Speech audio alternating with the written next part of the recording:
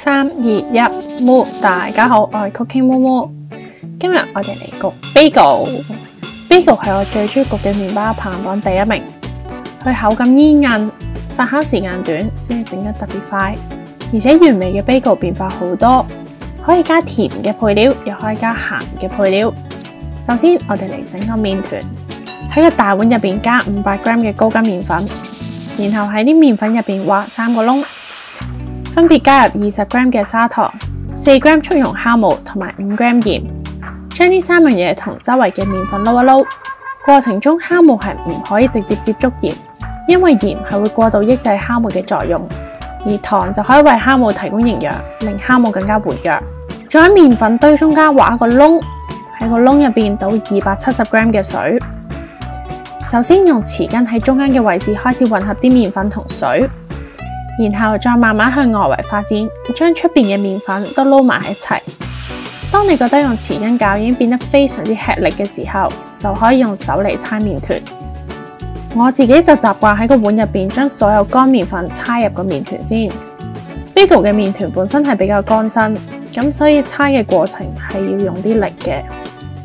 喺台面搓麵團之前，記得就要抹一抹台面先。搓麵團其實冇咩特別技巧。用手心嘅肉將麵團向前推，再拉返嚟，轉90度嚟多次，然後就係咁樣重複直到永遠。一開始麵團比較粗糙，搓麵團就可以令到麵粉充分吸收水分而形成麵筋。麵筋嘅形成就係點解 bagel 食落有啲煙韌啦。話說，容許我喺度吐槽一下啲標題黨，明明 bagel 就係啲用糖量唔多、用油量甚至係0嘅麵包。點解咁多 bagel 嘅 recipe 都要標榜自己無油低糖呢？有見及此，我就決定加入標題黨系列，做一個無油低糖 bagel。隨住時間嘅過去，麵團會變得光滑有彈性。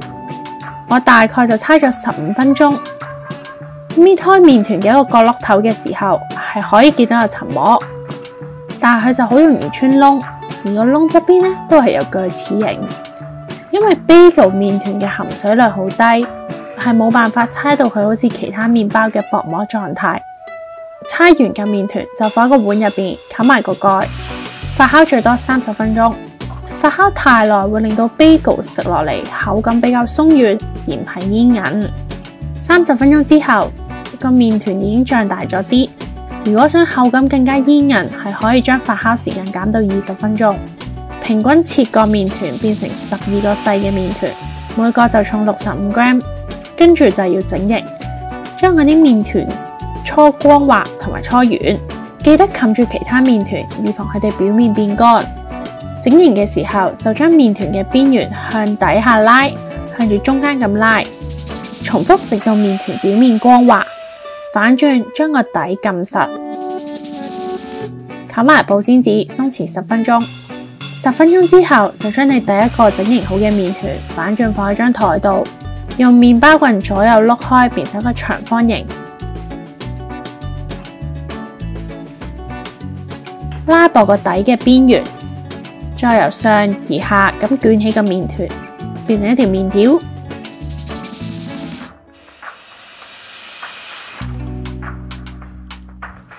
記住，要撳實呢個底嘅邊緣。用麵包棍碌平個麵條嘅一邊，用平嘅呢邊包住圓嗰邊，形成一個 bagel 嘅形狀。呢個長條嘅麵團嘅收口就記住要向住下，撳實你頭先個收口，唔係之後煮 bagel 係會爆開嘅。呢個整形嘅方法雖然係嘥時間啲，但係 bagel 出到嚟係會比較細緻，而且收口嘅位置焗完會翹起，食落特別脆。另一個方法就係簡單而又粗暴，輕輕撳扁個麵團，然後喺中間吉個窿，慢慢將個窿拉闊，咁個 bagel 出到嚟就比較有質感。所以我就偏向用第一個方法，跟住就可以進入第2次發酵，同樣都係發酵30分鐘。呢段時間就可以準備嗰啲 toppings， 將15g 白芝麻、15g 黑芝麻同15g 罌粟子撈埋一齊。罌粟子好狡猾嘅，佢中意匿喺啲芝麻下邊。喺你用之前就記得用匙羹將啲罌粟子撩翻上嚟。同一時間可以預熱焗爐到200度，準備一大煲水，大概2 L 度，加2大斤嘅黑糖同埋1大斤嘅蘇打粉，幫助 bagel 上色。30分鐘後就可以煮熱呢煲水，然後轉中細火，放啲 bagel 入去，每面煮45秒。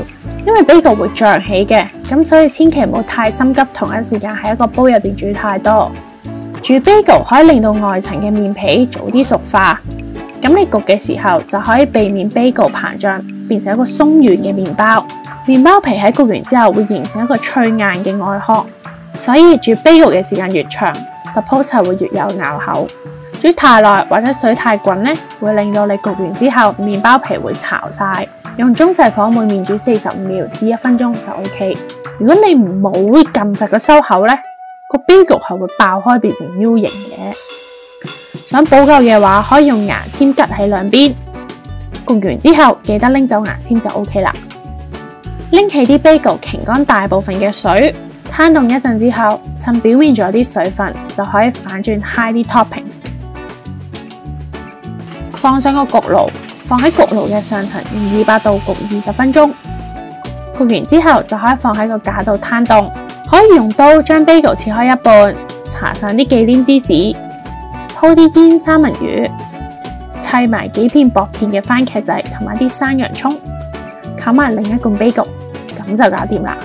成為58蚊。如果你都中意食 bagel 嘅話，就記得 like 呢條片同埋 subscribe 我嘅 channel。我哋下次見。